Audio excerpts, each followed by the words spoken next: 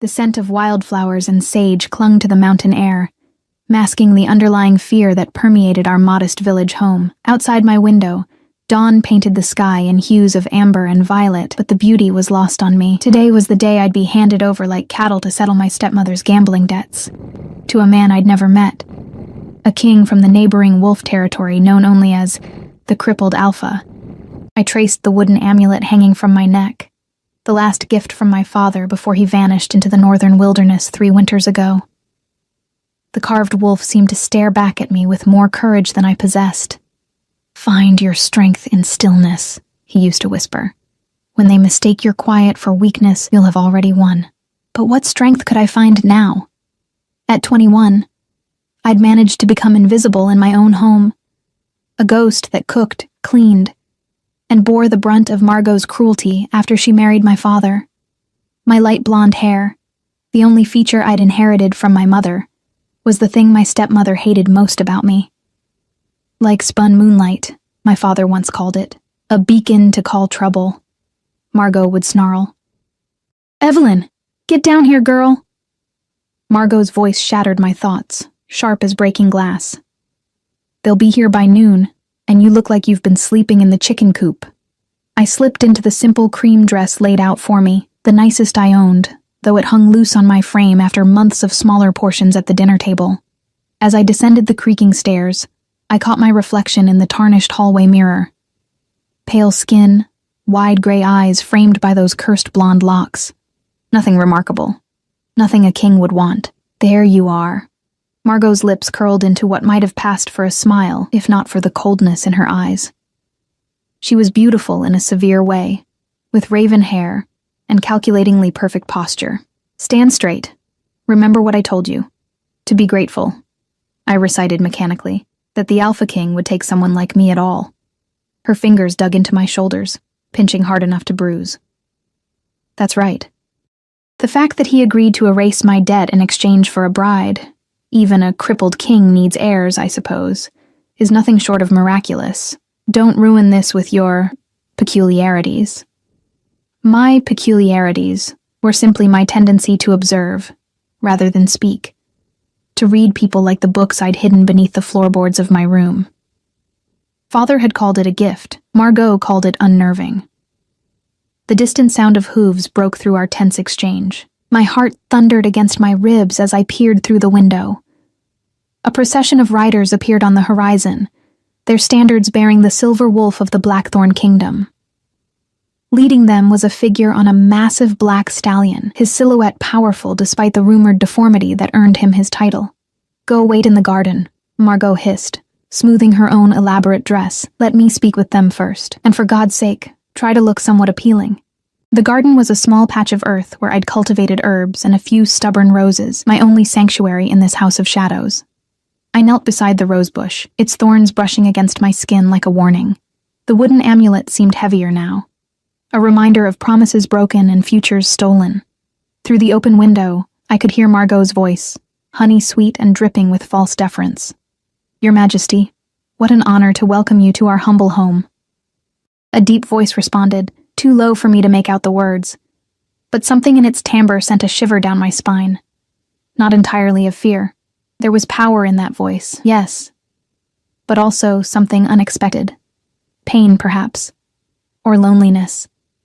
Minutes stretched like hours before Margot appeared at the garden gate, her smile tight. "They're ready for you.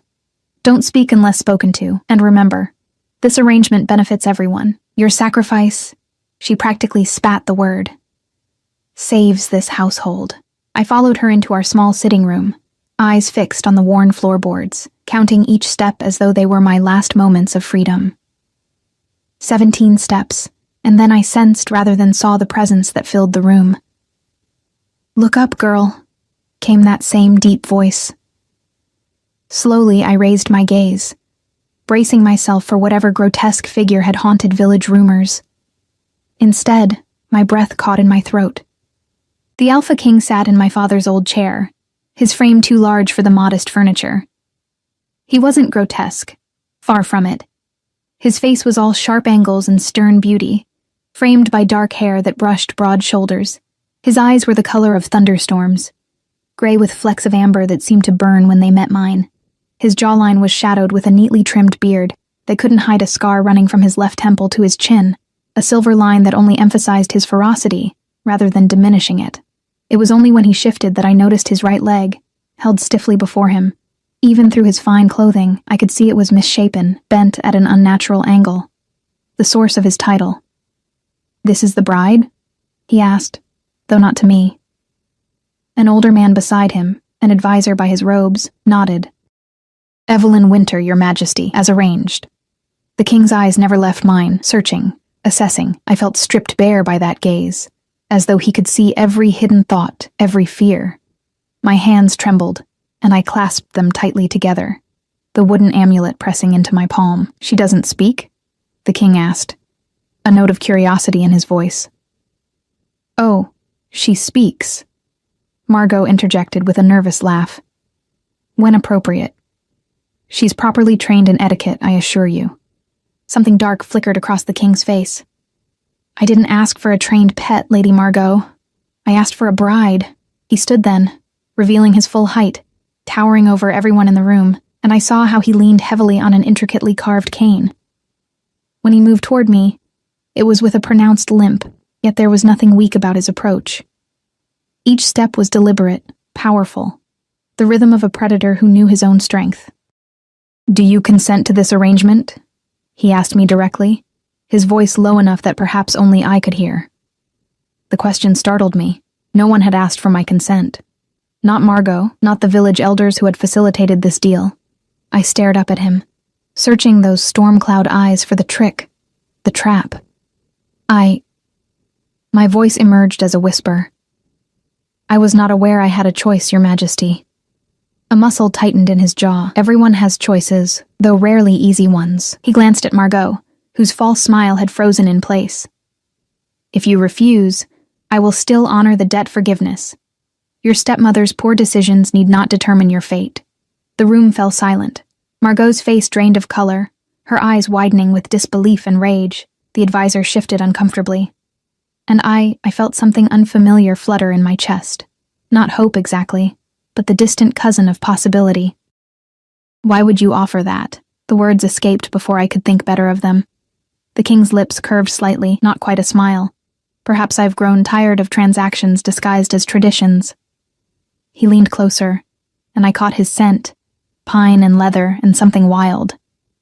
Or perhaps I'm curious about a woman who tends roses in a house without joy. He'd been watching me. The realization made my pulse quicken.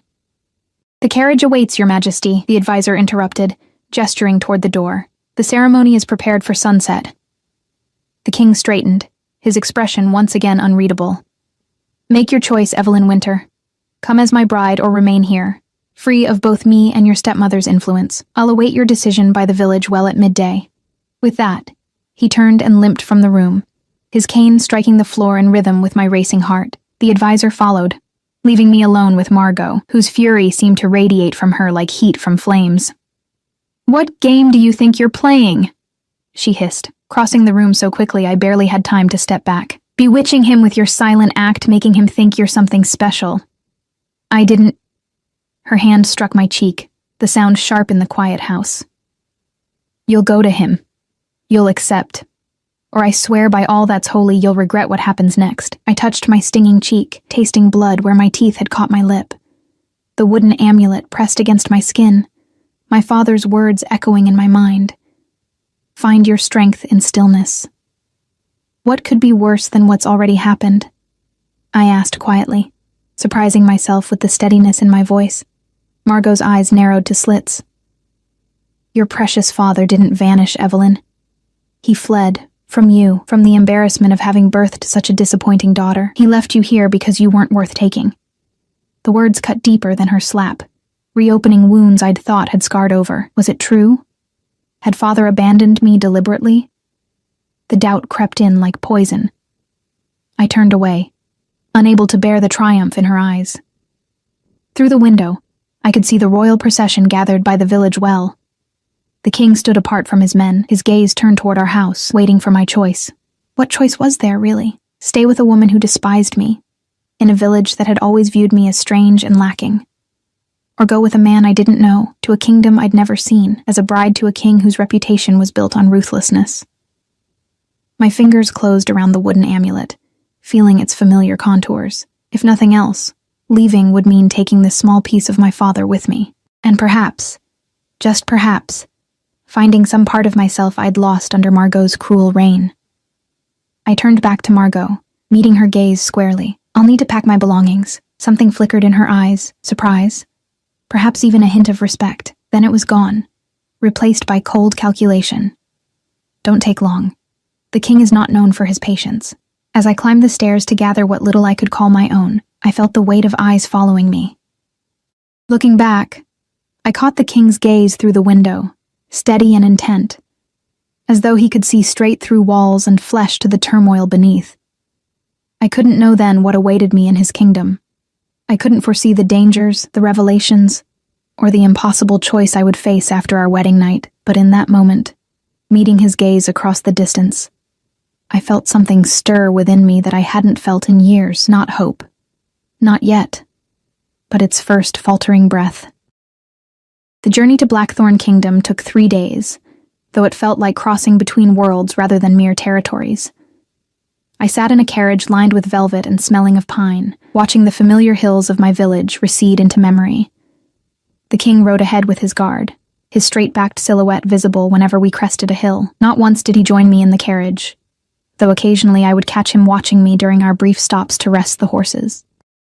On the second night, we made camp in a forest clearing. The royal entourage moved with practiced efficiency, erecting tents and preparing meals as though they'd done this 100 times before. I was given a small tent of my own, separate from the others, a courtesy I hadn't expected. "The king requests your presence for dinner," announced a woman who had introduced herself as Alara, apparently my assigned lady's maid for the journey. Her eyes, sharp and assessing, took in my travel-worn appearance. "Let's make you presentable." She helped me change into a simple blue dress provided from the luggage, clothes I'd never seen before, but that somehow fit perfectly. As she brushed out my hair, her fingers occasionally brushed against the wooden amulet. "A protection charm?" she asked, her tone casual, but her eyes alert. I touched it instinctively, a gift from my father. Interesting craftsmanship. Her voice held something I couldn't quite identify. "The king has an eye for such things. Perhaps you'll have more in common than you think." Before I could question her meaning, she declared me ready and led me through the camp to a larger tent illuminated from within. 2 guards stood at the entrance, their expressions impassive as they parted to allow us through. Inside, the tent was sparsely furnished but comfortable. A small table set with simple wooden plates, cushions for seating, and lanterns casting a warm glow over everything. The king sat alone, his cane propped beside him, studying a map spread before him. He looked up as I entered, and for a moment, something like surprise flickered across his features. Had he expected me to refuse the invitation? "Leave us," he commanded, and Alara slipped away silently. I stood awkwardly, unsure of the protocol. In the village, I'd never dined with anyone of importance, let alone royalty. "Sit," he said, gesturing to the cushion across from him. As I complied, he set the map aside and studied me with those storm-gray eyes. "You haven't asked where I'm taking you." "Would you tell me if I did?" I countered softly, surprising myself with my boldness. A hint of a smile touched his lips. "Blackthorn Castle sits on the northern cliffs, overlooking the Silver Sea. The journey is normally shorter, but I chose the forest route for safety." "Safety from what?" "There are those who wouldn't want this marriage to proceed." His gaze was steady, measuring my reaction. "Political alliances often create enemies." I frowned, confusion replacing my nervousness. "But this isn't a political alliance. It's a transaction." The word tasted bitter on my tongue. Something hardened in his expression. "Is that what you believe? That I've purchased you to settle a gambling debt?" "Isn't that what happened?" He leaned forward, his presence suddenly more intense. "Your stepmother owed a debt, yes, but not to me. To Lord Harwick, my cousin, a man with appetites that would make your blood run cold. When I learned he intended to collect by taking you as his property, I intervened." My heart stuttered. I'd heard whispers of Lord Harwick, of girls who went to his manor and were never seen again. "Why would you care?" I whispered. Because no person should be bartered like livestock. His voice was low, almost a growl. And because I need a queen, not a victim. A servant entered with platters of food, roasted meat, bread, and forest berries, interrupting whatever else he might have said. We ate in silence for a time, the implications of his words echoing in my mind. If what he said was true, he had saved me from a fate far worse than becoming his bride. "Tell me about yourself," he said eventually.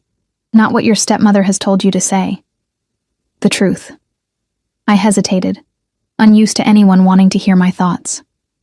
"I'm not sure what truth you're looking for, Your Majesty. Start with what you love." The unexpected question caught me off guard. What did I love? After years of surviving Margot's household, love seemed like a distant luxury. "Books," I answered finally. "Stories about places far away. And plants. I had a small garden." I twisted my fingers in my lap. "It's not much. It's enough." His expression softened almost imperceptibly. "Books and growing things are honest loves. Better than power or gold. And what do you love, Your Majesty?" He seemed startled by the question, as though unused to being asked. "The forest at dawn, the sound of rain on stone, old maps." A shadow crossed his face. Though kings aren't meant to dwell on such things, there was something vulnerable in his admission. Something that made him seem less like the fearsome alpha king of rumors, and more like a man. Complex. Perhaps even lonely. The conversation flowed more easily after that. He asked about the books I'd read, listened attentively to my halting descriptions. I found myself speaking more than I had in years, drawn out by his genuine interest. Not once did he mention my peculiarities, or suggest I should be more or less than what I was. As the meal concluded, he reached for his cane and stood. "Tomorrow we reach Blackthorn. The ceremony will be at sunset." He paused, studying me. "There's still time to change your mind." "And go where?" I asked with a small rueful smile. "Back to Margot?" "You could go anywhere. I would provide for you." The offer was tempting. Freedom, resources, a chance to chart my own course. Yet something held me back, something I couldn't quite name. "Why me?" I asked instead. "If you need a queen, why not choose a noble woman, someone trained for the role?" His laugh was short and without humor. "I've had my fill of nobility and their ambitions. Their fathers offer them like prizes. Their mothers coach them to simper and scheme." He shook his head. "I need someone who sees clearly, someone unafraid of truth." "And you think that's me? I think you've survived a household designed to break you, yet kept your own counsel. I think you watch and understand more than you say." His eyes found the wooden amulet at my throat. "And I think you carry secrets of your own." Before I could respond, he bowed slightly and turned to leave. At the tent entrance, he paused. "Rest well, Evelyn Winter. Tomorrow you either become a queen or begin a different journey entirely. The choice remains yours."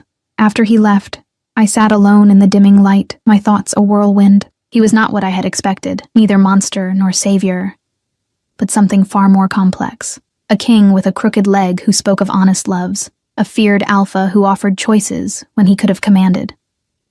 I returned to my tent to find Alara waiting. "Well?" she asked, her expression carefully neutral. "Has His Majesty scared you off yet?" "No," I answered truthfully. "He's not what I expected." Her smile was quick and knowing. Few truly know him. Fewer still understand him. She helped me undress for the night, her movements efficient. The leg, wasn't a birth defect as many believe. It was broken in 3 places when he was 16 and healing from the alpha transformation. His father did it. I stared at her, horrified. Why would a father do such a thing? To remind him of his place, the old king believed power came from fear, not respect. She shook her head. Our king learned a different lesson from his pain. That night, sleep eluded me. I lay awake listening to the sounds of the forest and the occasional movement of guards outside. The wooden amulet seemed warmer against my skin, almost alive with some energy I couldn't name. When I finally drifted off, I dreamed of storm-gray eyes and gentle hands, of a castle on a cliff where the wind spoke my name. Dawn broke with commotion, urgent voices, horses neighing in alarm. I barely had time to dress before Alara burst into my tent. "We're moving now," she said, tossing my few belongings into a satchel. "Stay close to me." Outside, the camp was in disarray. guards mounting horses while others formed protective circles around the carriages. The king stood in the center, his expression thunderous as he conferred with a scout. When he saw me emerge, he strode over, his limp more pronounced in his haste. "Change of plans," he said tersely. "You'll ride with me. The carriage makes too easy a target." Target? My voice sounded small even to my own ears. "What's happened?" His jaw tightened. "Harwick's men were spotted scouting our position. They know you're with us." Before I could process this, he whistled, and his massive black stallion trotted over, already saddled. With surprising gentleness, he lifted me onto the horse, then mounted behind me in a fluid motion that belied his disability. "Hold tight," he murmured, his breath warm against my ear as his arms encircled me to take the reins. "Trust me to keep you safe." We rode hard through the forest, following paths so narrow and overgrown they seemed invisible until we were upon them. The king's body was a solid presence at my back, his strength evident in the way he controlled the powerful horse with minimal movement. Despite the danger, I found myself relaxing into him, trusting his skill. "We're taking the high pass," he said after we'd been riding for hours. "It's steep and narrow, but Harwick's men won't risk it. Too many of our kind guard those heights." "Our kind?" I ventured, curiosity overcoming caution. He was silent for a long moment, and I feared I'd overstepped. Then, "You know the stories of wolf shifters, I presume?" I nodded, my father's warnings echoing in my memory. Tales of men who became wolves under the full moon, of packs that roamed the northern territories, of alphas who commanded with more than mere human authority. "They're not just stories," he said, his voice low. "Though humans have twisted the truth over generations, we don't change only with the moon, and we aren't mindless beasts. The shift is a choice, a gift passed through bloodlines." My mind reeled. The wooden amulet seemed to pulse against my skin. "And you're an alpha shifter, yes, as was my father, and his father before him." There was no pride in his voice, only statement of fact. "It's why Blackthorn Kingdom has remained independent while other territories fell. Few armies wish to face wolf packs in battle. I should have been terrified. I should have been planning my escape from this man, this creature, who could transform into a predator at will. Instead, I found myself filled with questions, with a strange, unexpected sense of recognition. "Does it hurt?" I asked. "The transformation?" His chest rumbled against my back, a sound almost like laughter. "Not anymore. The first time is challenging, like being torn apart and remade, but after that it becomes as natural as breathing." "Is that why they call you the Crippled Alpha? Because the leg affects my wolf form as well?" "Yes," his voice hardened, "though I've made certain no one who's seen my wolf has lived to spread that particular weakness." A chill ran down my spine at the casual mention of killing, a reminder that despite his unexpected gentleness with me, this man was dangerous, a predator, even in human form. We crested a ridge, and suddenly the forest fell away, revealing a breathtaking vista. Below us stretched a valley of mist-shrouded pines, and beyond that, the glittering expanse of what must be the Silver Sea. Perched on the cliffs overlooking the water was Blackthorn Castle, a sprawling structure of dark stone and soaring towers, both beautiful and forbidding. "Home," the king said simply. As we descended the winding path toward the castle, villages came into view, prosperous-looking settlements nestled in clearings, smoke rising peacefully from chimneys. People stopped their work to watch us pass, bowing respectfully, though I noticed how their gazes lingered on me with unconcealed curiosity. "They wonder who you are," the king murmured. "News travels fast in the kingdom, but I kept the details of my bride private." "What will they think when they learn you've married a nobody from a border village?" I asked, anxiety creeping back as the reality of my situation sank in. His arms tightened slightly around me. "They'll think I've chosen someone untainted by court politics and noble scheming, someone new. And what will your council think? They'll obey their king." There was no doubt in his tone, only absolute certainty of his authority. The castle gates opened as we approached, guards in silver and black saluting as we passed through. In the courtyard, a welcoming party waited, stern-faced advisors, elegantly dressed ladies, servants standing at attention. Their collective gaze felt like a physical weight as the king dismounted, then reached up to lift me down. As my feet touched the ground, the wooden amulet slipped from beneath my dress, catching the sunlight. A murmur ran through the assembled crowd, and I saw several advisors exchange significant glances. The king's hand closed around mine, firm and reassuring. "Welcome to Blackthorn, Evelyn Winter," he said, his voice pitched to carry across the courtyard. "Tonight you become my queen." The wooden amulet seemed to burn against my skin, and something stirred in the back of my mind. A memory, a warning, or perhaps a promise made long ago.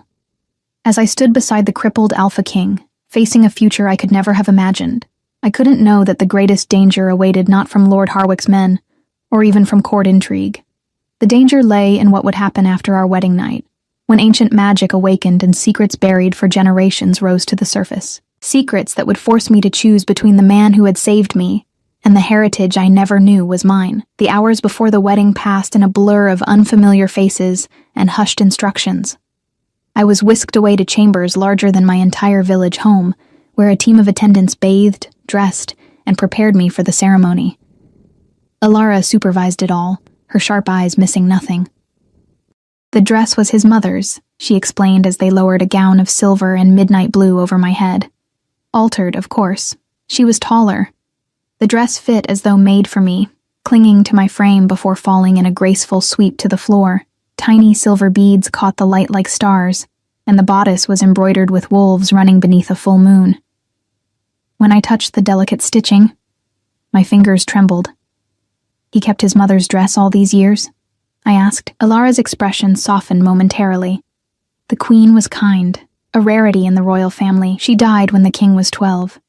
Poisoned, they say, by those who found her influence inconvenient.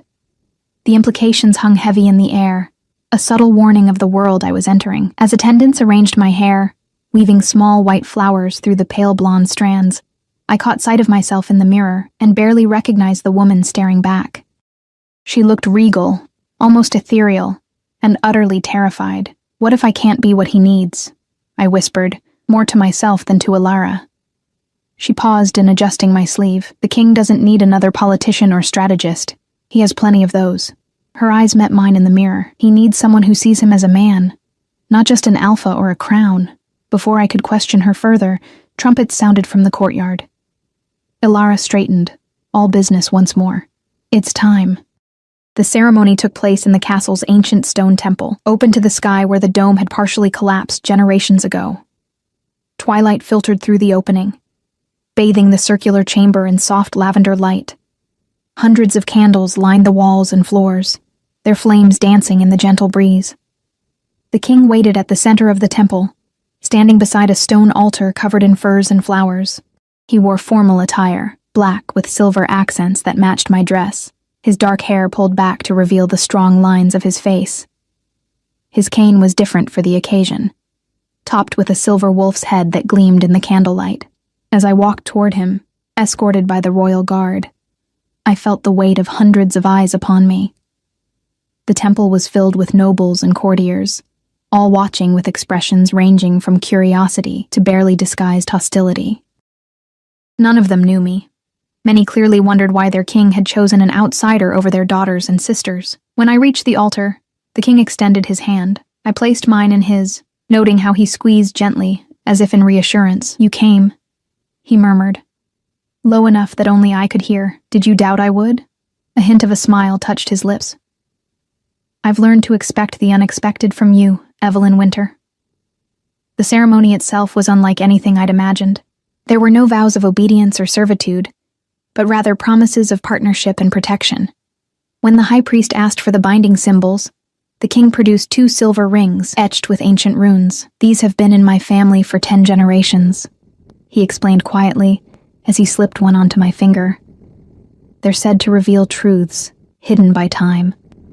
As the ring settled against my skin, a strange warmth spread up my arm. For a heartbeat, the wooden amulet at my throat seemed to pulse in response. The priest raised his hands, speaking in a language I didn't recognize. Older than any I'd heard, full of hard consonants and flowing vowels.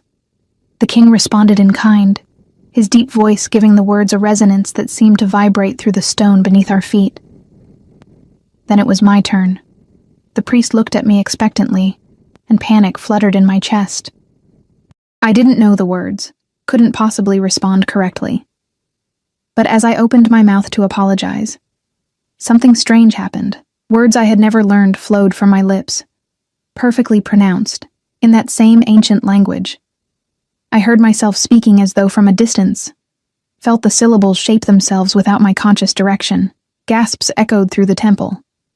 The king's eyes widened, his grip on my hand tightening. The priest took a step back, making a gesture I recognized as a ward against evil. "What did I say?"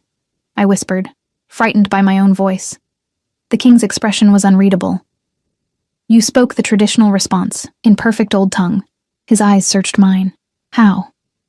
Before I could answer, before I could explain that I had no explanation, the priest hastily continued the ceremony, though I noticed how he avoided looking directly at me afterward. With the exchange of rings and the ceremonial drinking from a shared chalice, I became Queen of Blackthorn Kingdom. The king, my husband, raised our joined hands, and a cheer rose from the assembled crowd, though it seemed more dutiful than joyful. The celebration that followed was elaborate, held in the castle's great hall. Tables groaned under the weight of food, musicians played from a gallery above, and nobles approached one by one to offer congratulations that rarely reached their eyes. I sat beside the king on a raised dais, picking at my food, overwhelmed by the spectacle. "They'll warm to you," the king said, noticing my discomfort. "Eventually." "Will they?" I'm not sure I would, in their position. I glanced around at the courtiers in their finery. I'm an unknown, an outsider. For all they know, I could be a spy or an assassin. He laughed, a genuine sound that drew surprised looks from nearby nobles. "Are you? A spy or an assassin? If I were, would I admit it? Perhaps not." His expression sobered. "But you're something, Evelyn. Something more than a village girl with a cruel stepmother. The question is what?" His words sent a chill down my spine, not because they were threatening, but because they echoed my own unspoken doubts. All my life I'd felt different. Not just in Margot's household, but before, when my father was still with me. As though I was waiting for something to begin. The wooden amulet seemed heavier against my skin, a constant reminder of mysteries left unsolved. As the night progressed, I noticed a group of older advisors watching me intently, their heads bent together in whispered conversation. One in particular, a thin man with a silver streak in his beard, never took his eyes off me, his expression calculating. "Who is that man?" I asked the king. "The one with the silver in his beard." "Lord Devereux." "My spy master." His voice hardened. "Why?" "He's been watching me all evening. It's his job to be suspicious." The king's hand found mine under the table. "Pay him no mind." But I couldn't shake the feeling that Lord Devereux saw something in me that even I didn't understand, some threat or potential that warranted his unwavering attention. As midnight approached, the atmosphere in the hall shifted. Ladies began to giggle behind their fans, and men exchanged knowing looks. It took me a moment to understand the bedding ceremony. In village weddings, it was traditional for the bride and groom to be escorted to their marriage bed, with ribald jokes and songs. Panic must have shown on my face, because the king abruptly stood, his expression thunderous. "There will be no bedding ceremony," he announced, his voice cutting through the revelry. "The queen and I will retire when we wish, without escorts." A murmur of disappointment rippled through the crowd, though no one dared challenge him openly. I felt a rush of gratitude for his intervention, even as new anxiety bloomed. We would still be expected to consummate the marriage.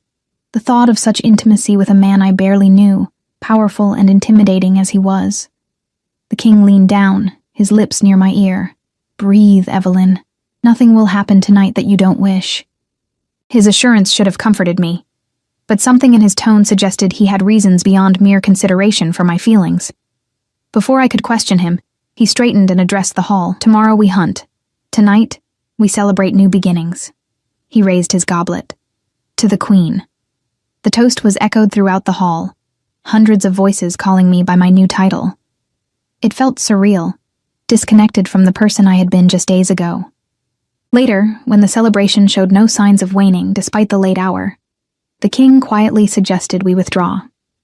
We slipped away with minimal ceremony, accompanied only by a small guard detail to the royal chambers. The king's quarters occupied an entire tower of the castle, multiple rooms connected by arched doorways, all furnished with a masculine simplicity that surprised me.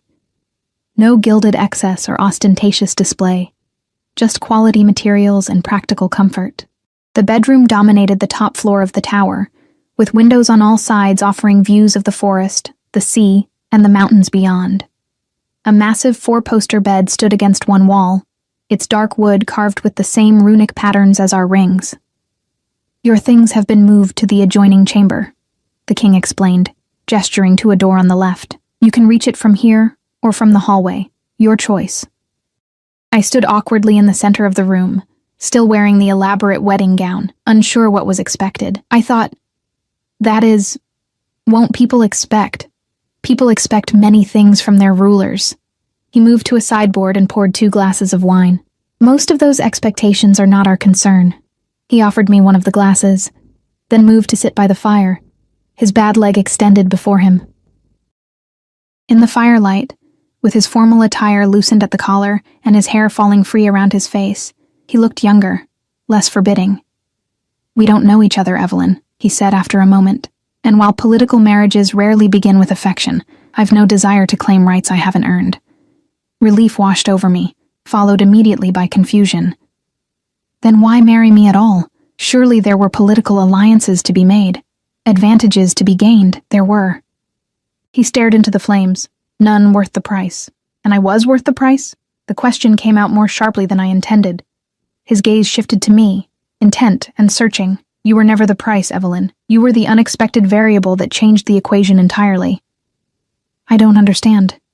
"No," he sighed. "And I can't explain fully, not yet. But I can tell you this. When I first heard of Margot's arrangement with Harwick, I intended only to intervene, to ensure you weren't treated as property. It was when I saw you in that garden, tending roses and speaking to them as though they could understand, that I knew." "Knew what?" I whispered. "That you belonged here, in Blackthorn." His hand moved unconsciously to his bad leg, though perhaps not as my queen. The wooden amulet seemed to burn against my skin, and suddenly I needed air, space to think.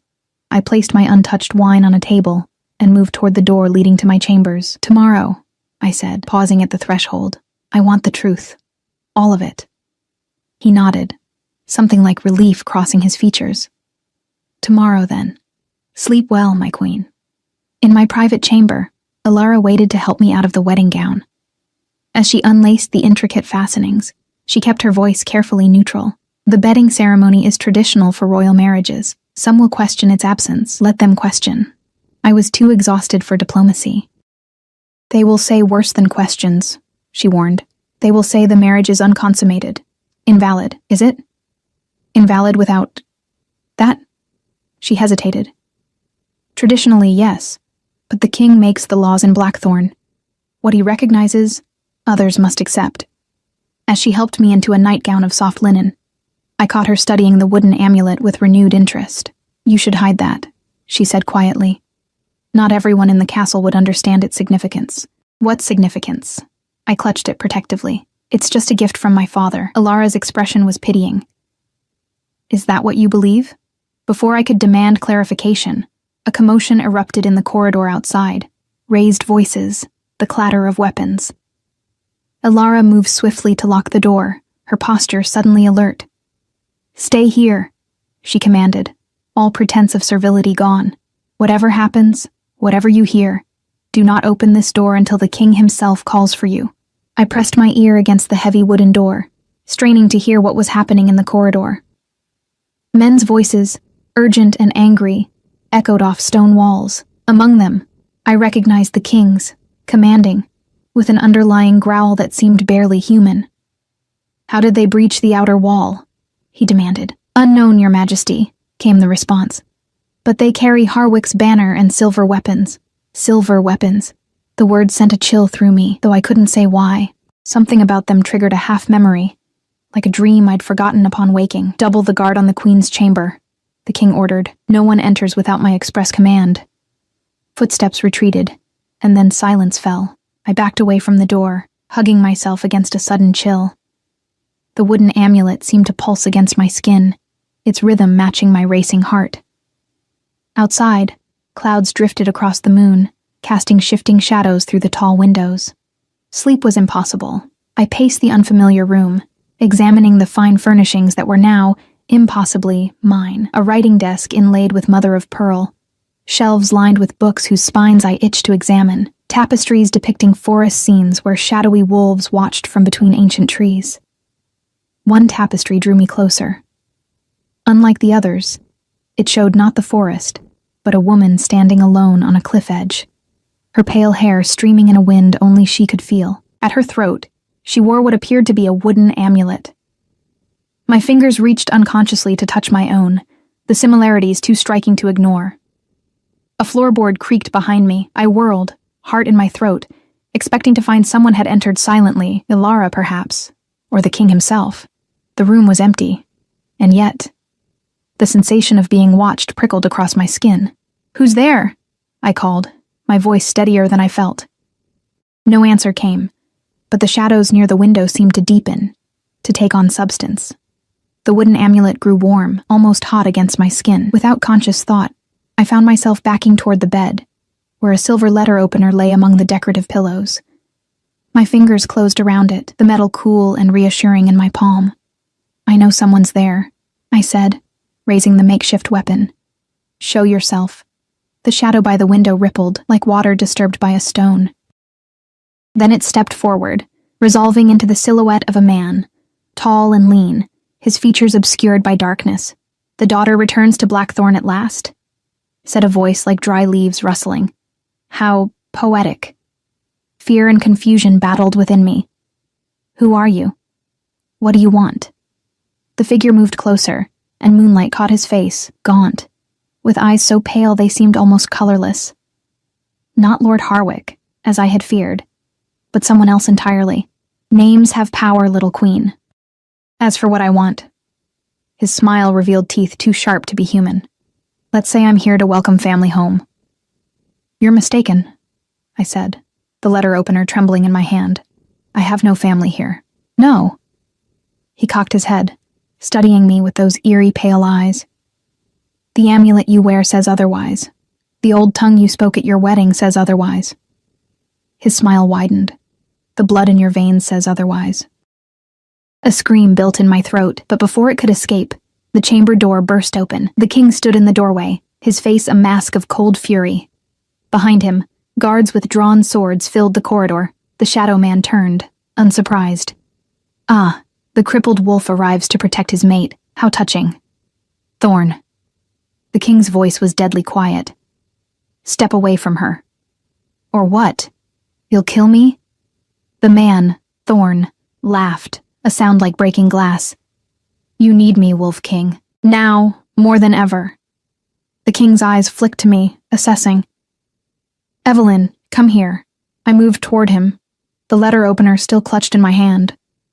As I passed Thorn, he made no move to stop me, merely watched with those unnerving pale eyes. "The amulet," he called after me. "Ask him about the amulet, little queen.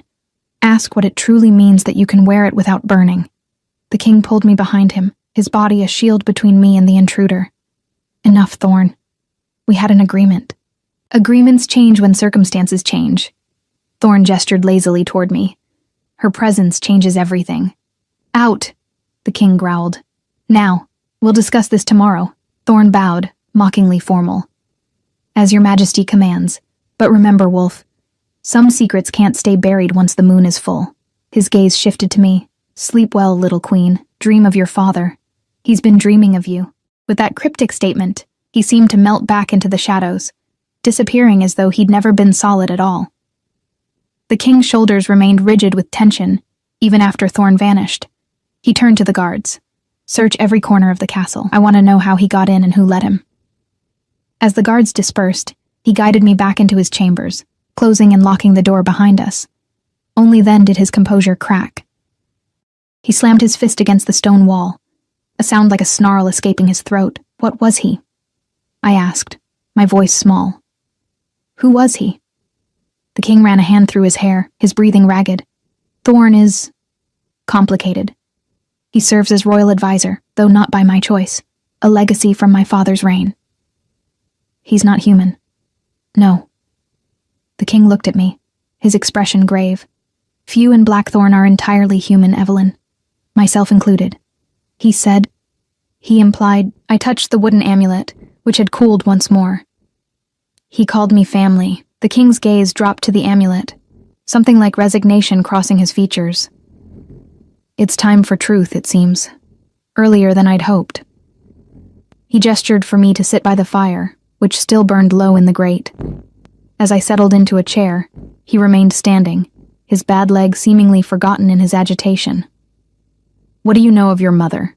He asked abruptly. The question caught me off guard. Almost nothing. She died when I was an infant. My father rarely spoke of her, and your father. What did he tell you of his own origins? I frowned, searching memories grown dusty with time. Only that he came from the north, that he met my mother while traveling south, fell in love and settled in the village. A detail surfaced. He was a woodcarver. The amulet was his work. The king nodded, as though confirming something he already knew. The amulet is indeed his work, but it's far more than a simple carving. He paused. Your father was born in Blackthorn, Evelyn. He was my uncle. The words hit me like a physical blow. That's not possible. It is. Nathaniel Winter, younger brother to my father, the former king. He fled Blackthorn 23 years ago, after a disagreement with the royal family. My head spun. If what he said was true, then I was. You're my cousin? Yes. He met my gaze directly. And you are a princess of Blackthorn by birth, with a legitimate claim to the throne in your own right. The room seemed to tilt around me. My father? A prince? Myself? Royal blood? It was too fantastical to believe. And yet, it explained the strange deference Alara sometimes showed me, the court's suspicion, Lord Devereux's watchful gaze. If that's true, I said slowly, why did my father never tell me? Why raise me in a village? Let me suffer under Margot's cruelty when I could have claimed my birthright. Because claiming that birthright would have meant your death, the king's voice was grim. My father, your uncle, was not a merciful man. When Nathaniel left, it was under sentence of execution for treason. That sentence extended to any children he might have. But your father is dead now. Yes. But those loyal to him remain in power throughout the court. Lord Devereux, the high priest, Thorn. His expression darkened. I've spent years carefully consolidating my authority, removing the worst of my father's influences. But some roots go too deep to extract without collapsing the entire structure. I stared into the fire, trying to process this impossible revelation. So you married me to, what? Protect me? Legitimize my claim? Both. He moved closer, kneeling awkwardly before me despite his bad leg. I didn't know who you were when I first intervened in Harwick's plans, but when I saw the amulet, when I heard your name, I began to suspect. What does the amulet mean? I asked, remembering Thorn's taunt. He said something about me wearing it without burning. The king reached out, his fingers hovering near the wooden carving, but not quite touching it. It's made from the heart of a blackthorn tree. Ancient magic. Such amulets were once given to all royal children, to identify them and protect them from certain influences. But they burn any who touch them who don't carry winter blood, and that proves I'm who you say I am. It does. As did your unexpected fluency in the old tongue during the ceremony. His expression softened. You have your father's eyes. I touched the amulet, feeling its familiar contours with new awareness. Why did he leave? What was this treason he supposedly committed? The king hesitated, conflict evident in his face. That's a longer story, and one with dangerous implications. He glanced toward the windows, where the night had grown deeper. The fact that Thorn appeared to you means others will know of your heritage by morning. We need to be prepared. Prepared for what? Questions. Challenges. His jaw tightened. Possibly worse. There are those who would see your return as an opportunity, and others who would consider it a threat. A horrible thought occurred to me. Is my father truly gone, or was that another lie? Pain flickered across the king's features. Nathaniel disappeared 3 years ago. There were rumors he'd been found, that he'd returned to Blackthorn in secret, but he shook his head. I've had search parties looking ever since. If he's alive, he doesn't want to be found. My throat tightened with unexpected grief. All these years, I'd nurtured hope that my father might return, might explain his absence. Now, learning he was more than I'd ever imagined and simultaneously less, a prince who abandoned his daughter to a cruel fate, felt like losing him all over again. Thorn said my father was dreaming of me, I whispered. Thorn says many things, few of them straightforward truth. The king stood, wincing as he put weight on his bad leg. We can't trust him, but unfortunately, we can't ignore him either. Why not? What is he exactly?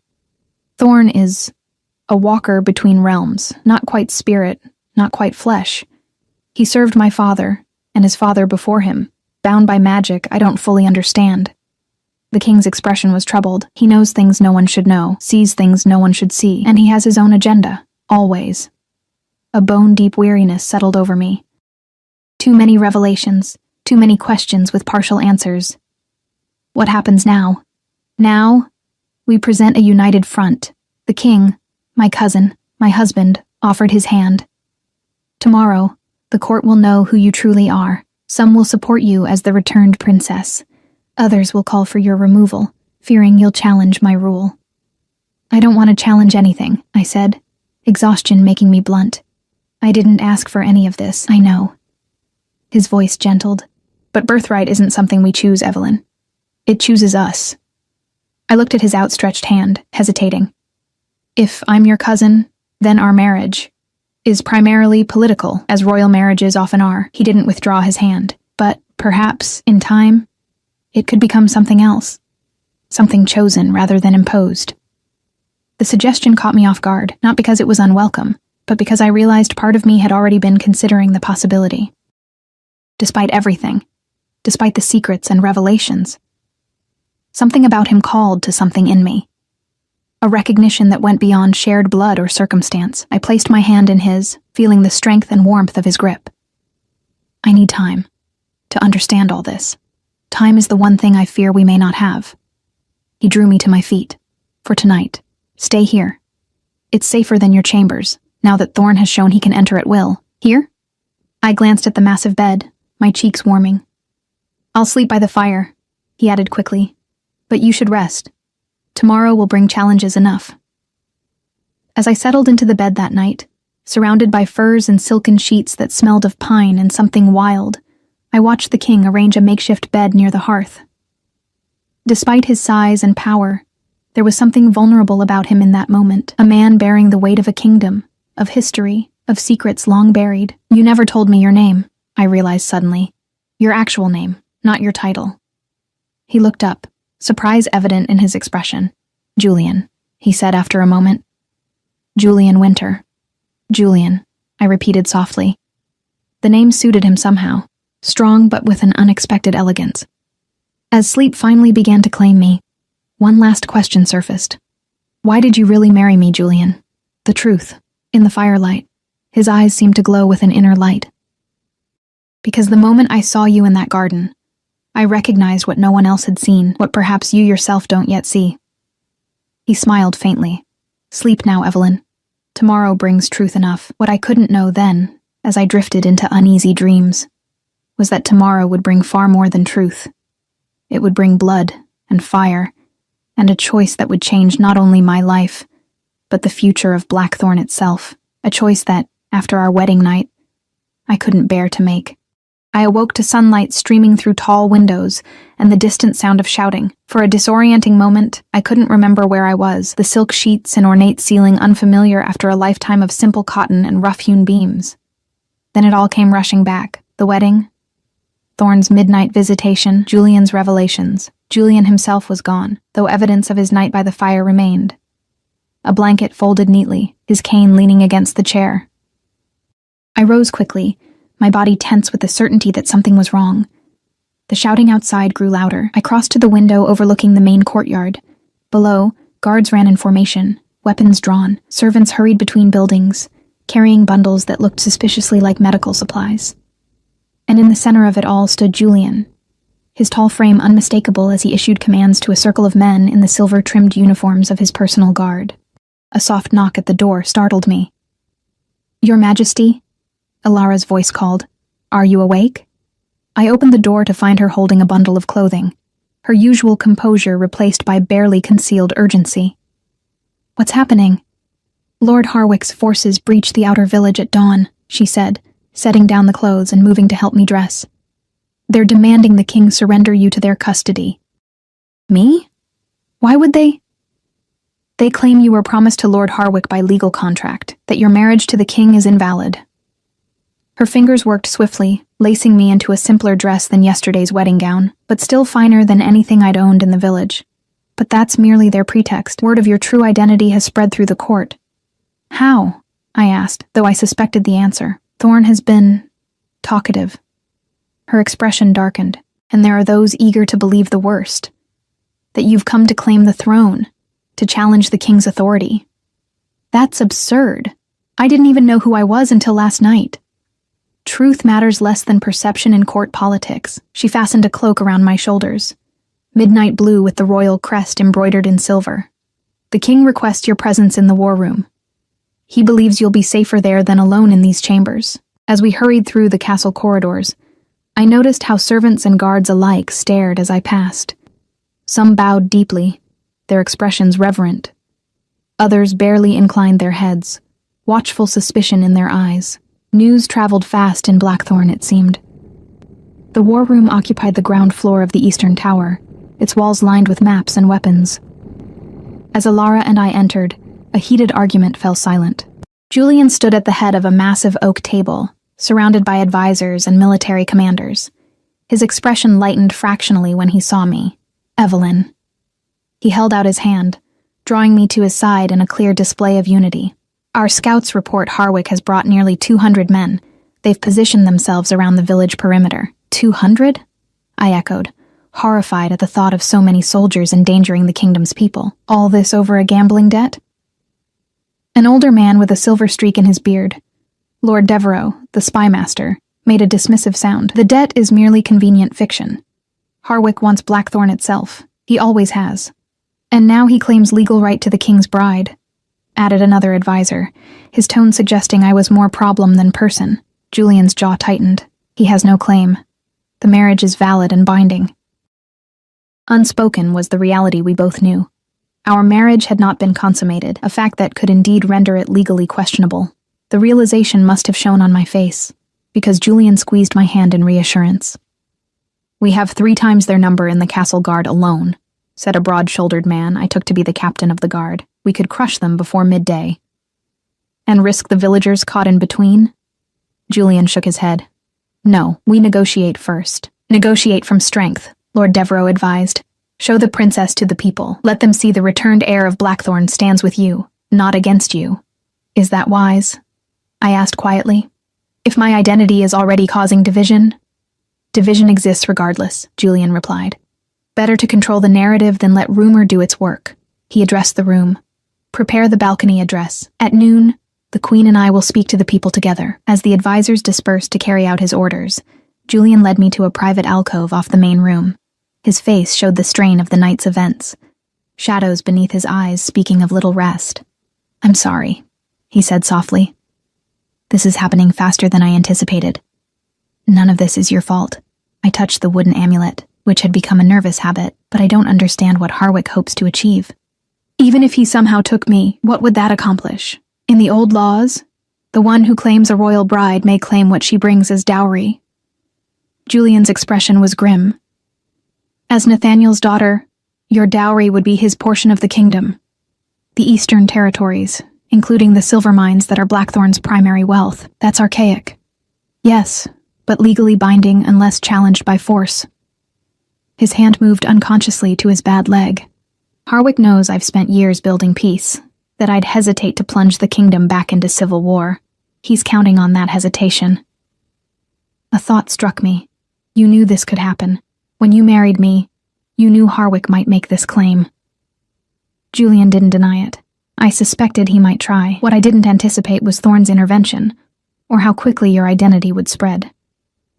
He met my gaze directly. "I meant to tell you everything, to prepare you. But events have outpaced intentions."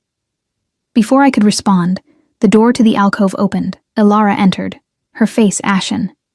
"Your Majesties," she said, the formal address still strange to my ears. "Lord Harwick's envoy has arrived with terms. Show him in," Julian ordered, straightening to his full height, one hand resting on his cane. The envoy was a thin man with cold eyes, dressed in Harwick's colors of green and black. He bowed perfunctorily, his gaze lingering on me with undisguised assessment.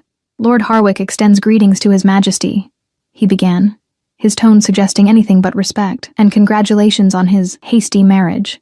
Julian remained impassive. "State your master's terms." The envoy smiled thinly. "Lord Harwick recognizes the delicacy of the situation. He offers a solution that preserves dignity for all parties." He unrolled a parchment. "The marriage, being unconsummated, can be annulled without embarrassment. The Princess Evelyn may then honor the original agreement between Lord Harwick and her stepmother." "The agreement you reference was an illegal gambling debt using a person as collateral." Julian's voice was dangerously quiet. "It has no validity under Blackthorn law." "Perhaps not," the envoy shrugged. "But Lord Harwick has 200 men who believe otherwise, currently surrounding your outer villages. How many innocent lives is this principle worth to you?" I felt sick at the casual mention of violence against the kingdom's people. Julian's expression remained stoic, but I sensed the fury building beneath his controlled exterior. "And if we refuse?" he asked. "Then by sunset, Lord Harwick will declare the Eastern Territories independent under his rule, with the Princess Evelyn as his betrothed and rightful claimant." The envoy smiled. "I'm instructed to await your response." "You'll have it at noon," Julian said coldly, "from the royal balcony, addressed to all of Blackthorn, including your master, should he have the courage to hear it personally." When the envoy had been escorted out, I turned to Julian. "He can't truly believe this will work." "He believes I'm weak." Julian's voice had a dangerous edge. "That my disability makes me unwilling to fight, and he believes you're a pawn with no will of your own." The wooden amulet at my throat suddenly felt warm against my skin. Not burning, but alive somehow, responsive to my emotions. "Then he's underestimated us both." Julian studied me, something like pride in his eyes. "Yes, I believe he has." The hours before noon passed in a blur of preparation. I was dressed in formal attire befitting a queen, a gown of deepest blue with the silver wolf emblem of the royal house embroidered across the bodice. My hair was arranged with a simple silver circlet, marking my dual status as both queen and princess of the blood. "Remember," Ilara advised as she made final adjustments, "today you must be both Julian's wife and Nathaniel's daughter. Show strength, but also loyalty to the crown." "I barely know how to be myself," I admitted. "How can I be what everyone needs me to be?" Her hand stilled. "The blood of Blackthorn runs in your veins, Your Majesty. Trust it to guide you." At noon exactly, I stood beside Julian on the great stone balcony overlooking the castle's main courtyard. Below us gathered hundreds, castle staff, nobles, village folk who had sought refuge within the walls. Beyond them, visible at the edges of the crowd, were Harwick's men, their green and black uniforms a stain against the sea of Blackthorn's silver and blue. Lord Harwick himself stood at the front, a tall man with a cruel mouth and eyes that reminded me of a hunting hawk. When he saw me, his lips curved in a smile that held no warmth, only calculation. Julian raised his hand, and silence fell across the courtyard. "People of Blackthorn," he began, his voice carrying effortlessly to the farthest corners. "Today we face a threat not from outside our borders, but from within. Lord Harwick, once sworn to the crown, now stands before us demanding what is not his to claim." Murmurs rippled through the crowd. Julian continued, his tone measured but forceful. "He claims right to my queen, to the Eastern Territories, to the very unity of our kingdom." Harwick stepped forward. "I claim only what was promised by legal contract," he called back, "and I question the validity of a royal marriage performed in haste and left unconsummated." The crowd's murmurs grew louder. Some faces showed shock, others calculation. The accusation hung in the air, damaging in its presumption even if technically accurate. Julian's hand found mine, his grip firm.